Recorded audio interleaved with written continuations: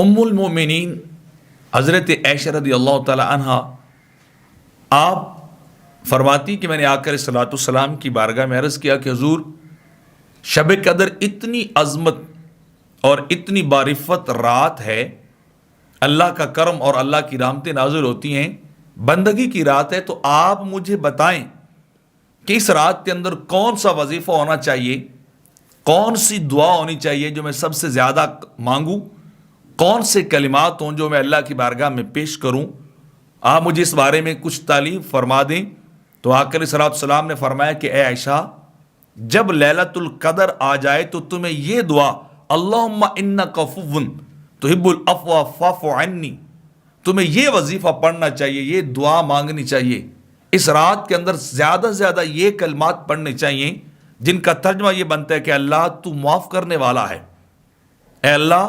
تو معافی کو پسند کرنے والا ہے، فاعف عنی تو بس تو مجھے بھی معاف کر دے۔